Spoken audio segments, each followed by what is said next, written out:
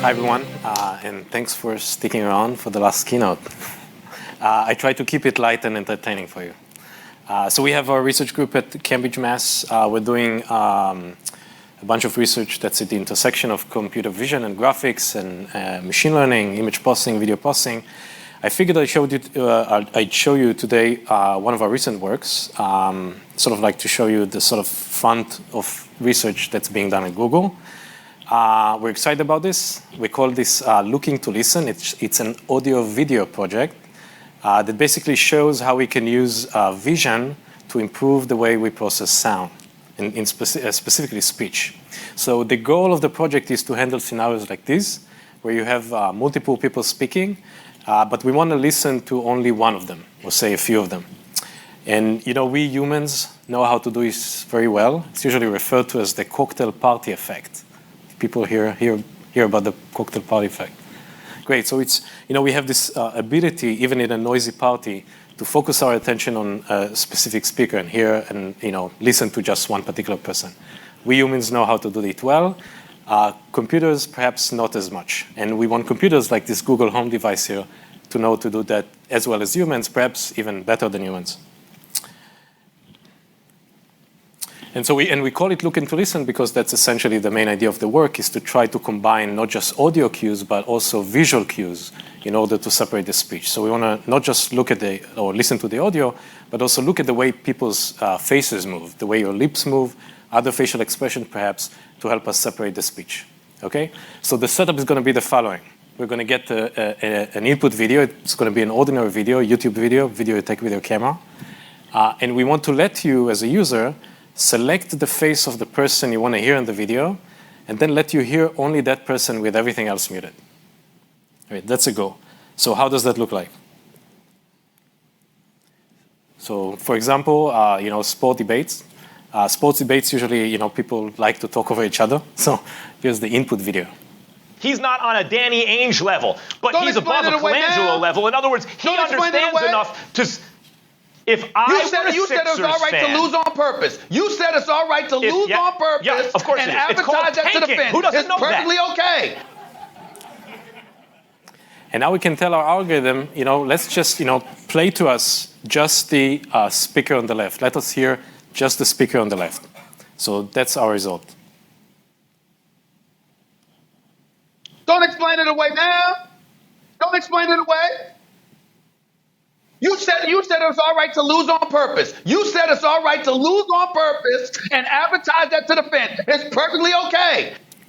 Right, that's just the voice that's coming from the left speaker. Again, it's an ordinary video we got off of YouTube. We could do the same for the speaker on the right. He's not on a Danny Ainge level, but he's above a Colangelo level. In other words, he understands enough to... If I were a Sixers fan... Yeah, of course it is. It's called tanking. Who doesn't know that? Here's another example just for fun. That's from the Conan O'Brien show. And that was presented as, two comedians that basically got overbooked. They overbooked them to the same slot on the show. But luckily, those comedians were good sports and they were willing to perform together, right? So this is how it went down. I'm not a fan of flying. I hate it. I hate being on planes. Might say, in general, there's so many noises. Solid. You know what I mean? I won't flush the toilet on an airplane because of the noise. Like, it scares me. And again, we can ask our algorithm, let's listen to, say, just the comedian on the right. I'm not a fan of flying. I hate it. I hate being on planes. In general, there's so many noises. You know what I mean? I won't flush the toilet on an airplane because of the noise. Like, it scares me. You hit flush, then you turn around, nothing happens for 5 seconds. Then out of nowhere, boom! Boom! Oh my God! I just put a hole in the plane. So the comedy comes through, which is good. And just for comparison, let me show you how an audio-only result looks like. So you take a state-of-the-art technique that does speech separation using only the audio. This is what you'd get. You hit flush, then you turn around, happens for 5 seconds. Then out of plane, just on the plane. It's terrifying. So that's pretty messed up. So we see basically two advantages with combining audio and video for that task. One, is we empirically see that we get improved quality separation, so we're able to get better quality separation. Especially, we notice this especially in cases where the speech is mixed. And the second advantage is that we also get the association of the clean voices with the speakers in the video. So even if an audio-only technique performs perfectly, you get a perfect separation, you still don't know how to associate the separated clean tracks with the speakers in the video. For that, by definition, you need the video frames. And so our technique is able to produce that automatically. How did we do that? We trained a neural network, of course. We started that research like most research start in the new era. We collected data set. So we crawled about 100,000 videos from YouTube, mostly educational videos, videos of lectures, talks, how-to videos, and so on, where you typically have good quality video and also relatively clean speech. And from those, we extracted short segments of videos where we could get a very clear view of the speaker's face. This is essentially the region of the video that we care about.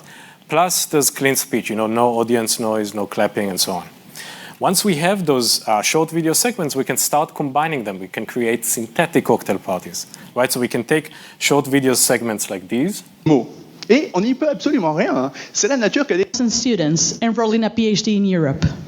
All the data human has generated started and create, say, a 3-speaker cocktail party. Sounds like that. Students enrolled in a Ph.D. in Europe. C'est la nature que des Now we have what we need for training. So we have the mixed signal, the noisy speech, mixed speech, and we have the original components that now we can use to train a network to go back from mixed speech into the separated voices. And we have a large neural network that we train for that task, combines both the faces in the video and the noisy audio, spits out a clean waveform for every speaker. It has about 20 million parameters. I'm not going to go into the details. We have actually our paper online, so people can check out the paper later if you're interested. What else can this be useful for? So how about video conferencing? This is Ariel Efrat. He was an intern that worked with us on this project. Hi guys. So we've been trying to train this network to input 2 embeddings and output 3. Yeah, this is just an extra experiment for. Uh-oh. Cancel. For the paper. Okay, and we can focus on the main speaker we want to hear as part of that conversation. Hi guys. So we've been trying to train this network to input 2 embeddings and output 3. Yeah, this is just an extra experiment for the paper.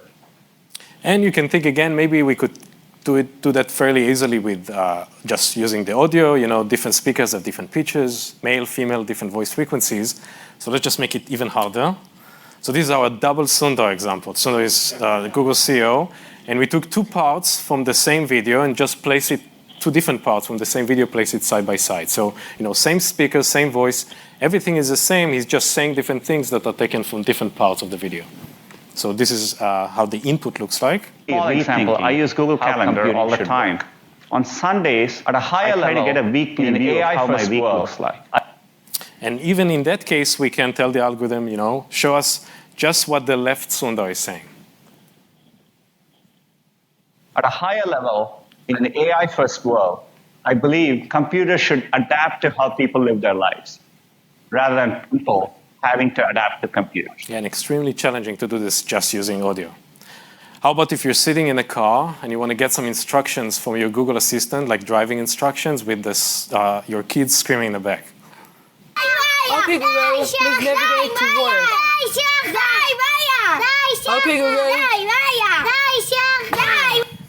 So this is in Bar Mosseri, also from our team. She always tells me when I show that sequence, just make sure to tell them my kids don't really behave like that. So, they're well behaved and they would just ask, to make some noise on the back seat and they complied. And obviously, that's a made up video, but kind of demonstrates the effect. And anyway, that's the result we're able to get. Okay, Google, please navigate to work. Okay, Google. A kids muting machine, how cool is that? And last example I want to show. So we believe that technology can be useful not just for speech enhancement, like all these examples I showed you so far, but also for other applications, perhaps like speech recognition. So YouTube, for example, produces captions automatically for video. You upload the video to YouTube. YouTube will transcribe it, produce captions automatically for you. I'm going to play a video here that has mixed speech, and you'll see how the captions are messed up at those parts of the video. So pay attention to the captions that are shown at the top. What do you want them to do? Have you read the testimony? I talked to the Department of Justice at length about this. They got an injunction against the guy. That was given to the U.S. Commission on Civil Rights. It doesn't matter. They got an injunction against him. No, but they got an injunction against him. You clearly don't know what you're talking about. Right, so it's sort of gibberish. You see, both speech coming, text coming from different speakers. Sometimes the transcription is incorrect. But we can now produce a video where we just focus on the speaker on the right, then produce captions for that video. And then the captions become much better. Again, pay attention to the captions that are going to be shown at the top. What do you want them to do? I don't need to. I talked to the Department of Justice at length about this. They got an injunction against the guy. No, Megan, it doesn't matter. They got an injunction against him. No, but they got an injunction against him. And obviously, if you're hearing impaired and you rely on those captions, those linear captions are going to be much easier for you to read. So we see a bunch of applications, potential applications for that technology, from video conferencing through virtual assistants, even to improving audiovisual hearing aids if we could combine those efficiently with cameras. And just want to acknowledge the rest of our team involved in this research, and you can check out our website for the paper and some more demos. And thanks very much.